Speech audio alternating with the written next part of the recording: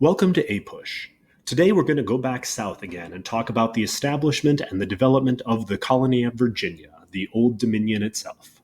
So, here are your objectives. Take a minute and copy them down / process them. We'll be returning to them again at the end. And without further ado, here's the story of Virginia. Of course, you remember from the last time, we already talked about the founding of Jamestown along the coast in the Tidewater region of Virginia. Virginia has many very deep navigable rivers along its coast, as you can see, and these rivers routinely flood, making the ground extremely fertile, but also provide a breeding ground for mosquitoes and other insects that spread disease. And so the climate is both incredibly good for growing crops and also incredibly deadly to Europeans who do not have immunity to these diseases. So these factors are going to be prominent in the early years of Virginia.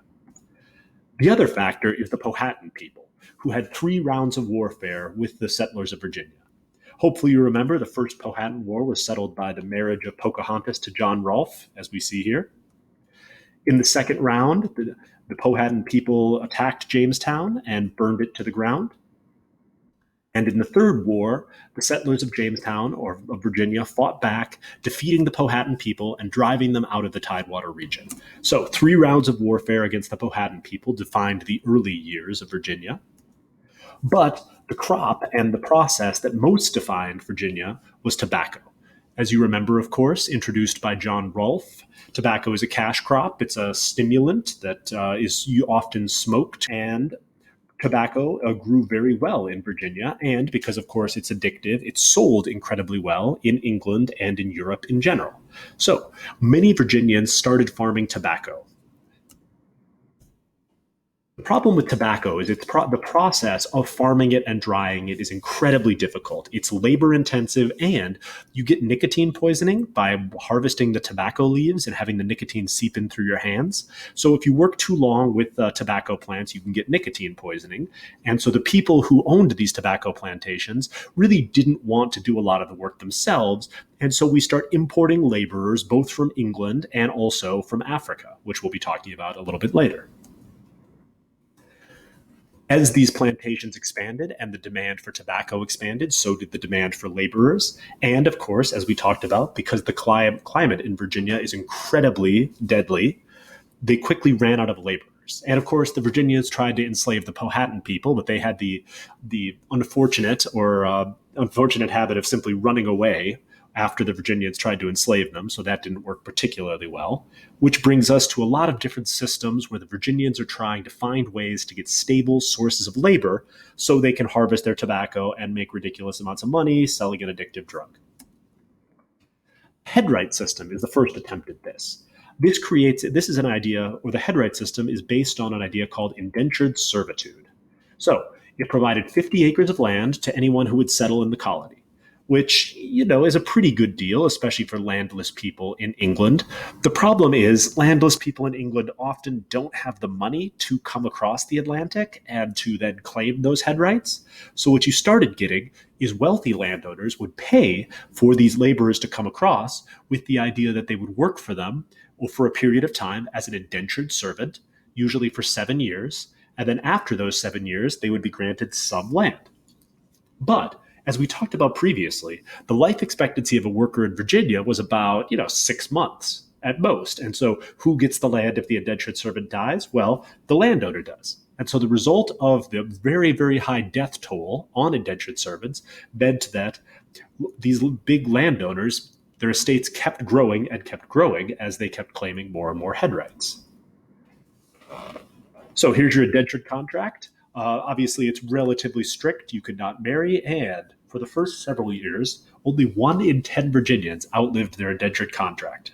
Most of these large estates were in the very fertile Tidewater region. And so very quickly, Virginia starts to be divided up into the wealthy Tidewater region and the more inland regions where if you managed to survive your servitude, you would get land because, of course, the Tidewater land had been snapped up relatively quickly.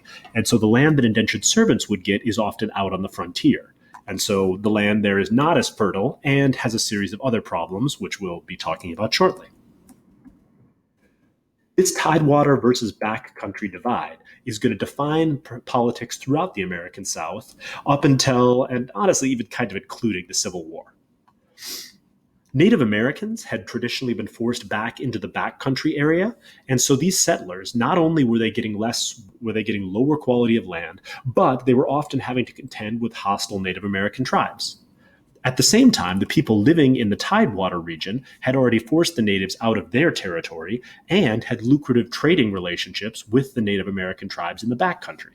And so you've got this weird sort of tension where backcountry settlers are trying to drive Native Americans off their land, whereas the Tidewater people want to keep natives on their land so they can continue to trade with them. This also created this very strict social and economic hierarchy, with the planter class being the richest and most powerful. Then you have sort of the small backcountry farmers. Then you have tenant farmers or indentured servants. And then at the bottom, you have slaves, who are going to be coming in increasing numbers, but we'll get into slavery in a moment. The system that did the most to destroy the headright system and the system of indentured servitude was Bacon's Rebellion in 1675. Bacon's Rebellion was a backcountry rebellion led by Nathaniel Bacon, who was a backcountry farmer who had a decent-sized estate.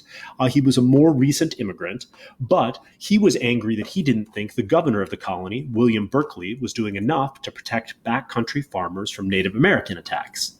And so he demanded that William Berkeley raise a militia and go kill some Native Americans in order to secure the land of backcountry farmers.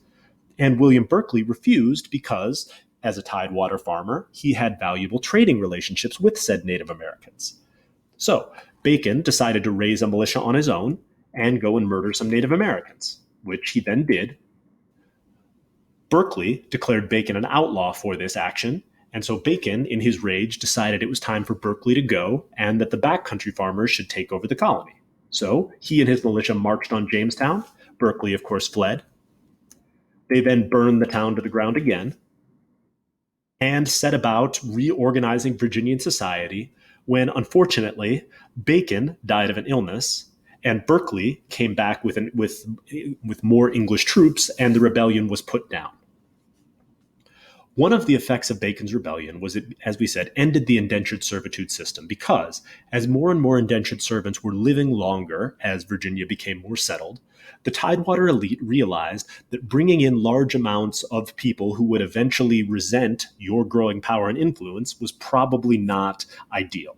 And so what it led to was the expansion of slavery, which had been practiced in the colony going all the way back to the early 1600s, but was going to expand significantly after Bacon's Rebellion, both because of the rebellion itself and also because the English had displaced the Portuguese taking over the slave trade, so slave ships became more reliable and slaves became cheaper. And so African slavery became entrenched into the plantation system of Virginia, with obvious unpleasant consequences thereafter. So, with the South now fully integrated into the triangular trade system we talked about before, you're getting slaves coming in both from Africa and also from the Caribbean. And then the South is then transporting their cotton and tobacco both to the Caribbean and then also back to Great Britain. So, the North American colonies now being fully integrated into the triangular trade system. The obvious horrible cost was on the Africans who were captured and brought across.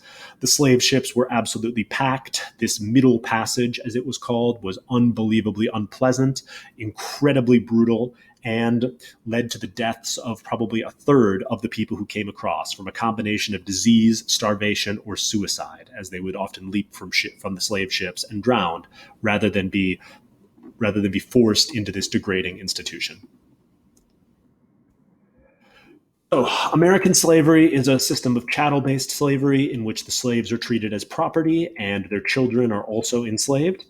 This is different from most other systems of slavery around the world, and so it's an especially pernicious and unfortunate system whose legacy still lives with us today. And of course, it became absolutely essential to the Southern economy, as without slaves, Southern landowners could not work their land and could not make money. And so over time, Slavery became more and more ingrained into Southern culture, and the sort of racist implications of it became more ingrained into American society. Slaves resisted slavery in a number of different ways, sometimes by outright rebellion. Most famously, the Stono Rebellion in 1739. Some slaves from South Carolina attempted to escape to Florida, but they were all caught and killed. And so slave rebellions were usually few and far between. More often, slaves worked slowly, misunderstood directions, broke tools, and did a variety of different things to basically hamper the work that they were doing, which played into unfortunate racial stereotypes as well. Or slaves would run away and just to spend some time living somewhere besides on this oppressive plantation. Usually, slaves would only run away for a day or two before returning, but over time, communities of escaped slaves, known as maroon communities, started to pop up throughout the South as these communities of formerly enslaved people began to build larger infrastructure, used to connect with Native American groups, and used their collective resources to basically live on the margins of society as best they could. These maroon communities here, you could see existed, a lot of them existed in Florida, which was, of course, swampy and not very well settled. But also the Great Dismal Swamp in between Virginia and North Carolina was a famous one. And there was an urban maroon community in New York City, and of course in the swamps of Louisiana. And so it's important to note that although enslaved people's lives were relatively unpleasant, they were able to exert some agency and carve out some measure of a pleasant life for themselves under some circumstances. The government of Virginia was originally a royal colony with an appointed royal governor who shared power with the first elected legislature in the colonies, the Virginia House of Burgesses. And similar to the divide between the king and parliament over in England, the House of Burgesses controlled the financing, whereas the governor was the executive. It should be noted that only men who owned property could vote for the House of Burgesses, and so it was mostly populated with the landholding elite. That leaves us with our objectives for today. So take a moment and make sure you can answer these questions. And then we'll see you tomorrow as we go back up to New England to talk about how their society developed over time.